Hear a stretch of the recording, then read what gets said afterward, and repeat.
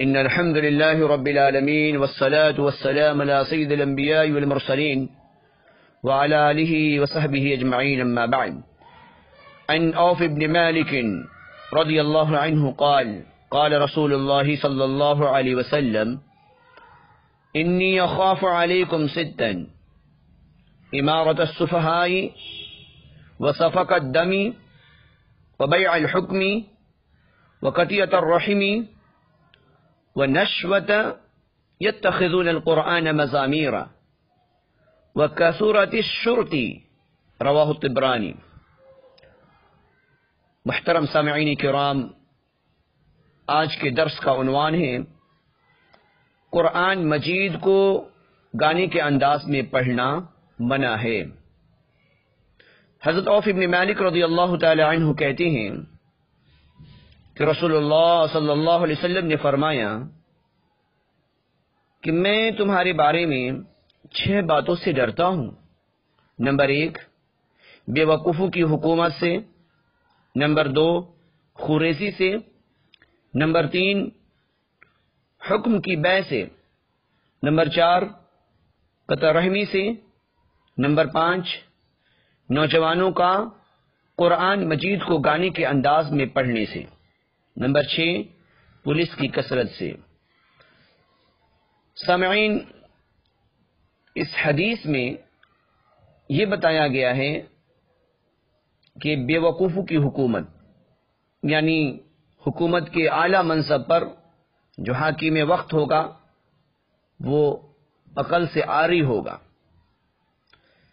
دوسرا، خوریزی. آج پوری دنیا میں انسانیت کا خون ہوتا ہوا نظر آ رہا ہے، وہ بھی ہماری نظروں کے سامنے ہے. نمبر 3، حکم کی بے، یعنی حکم کی بے سے مراد اللہ سبحانہ و تعالیٰ کے احکام کی خرید و فروخت، یعنی جو اللہ کے احکامات ہیں اسے چند پیسوں کے ذریعے سے فروخت کر دیا جائے گا، یعنی غلط فیصلے صادر کیے جائیں گے اور قرآن و حدیث کی مخالفت کی جائے گی. قطع رحمی، رشتوں کو کاٹنا، قطع تعلق کرنا، کسی سے لڑائی جھگڑے ہو جائیں تو بات نہ کرنا. نمبر 5، نوجوانوں کا قرآن مجید کو گانے کے انداز میں پڑھنے سے بھی. آج کے موجودہ وقت میں یہ چیزیں دیکھنے کو ملتی ہیں کہ مسجد کے جو متولیان ہوا کرتے ہیں وہ صرف اور صرف اچھی آواز کے دل دادا ہوا کرتے ہیں. اس بنا پہ امامت کے منصب پہ ایسے لوگوں کو فائز کر لیتے ہیں جنہیں پتہ ہی نہیں ہوتا کہ قرآن کو کس طریقے سے پڑھا جائے اور قرآن میں لحن کا، تجوید کا، مخارج کا کیسے خیال رکھا جائے. تو ہمیں ضرورت ہے کہ قرآن کو صحیح معنوں میں پڑھنے والے عالم کی تحقیق شدہ جو عالم ہو اسے ہی امامت کے منصب پر فائز کیا جائے.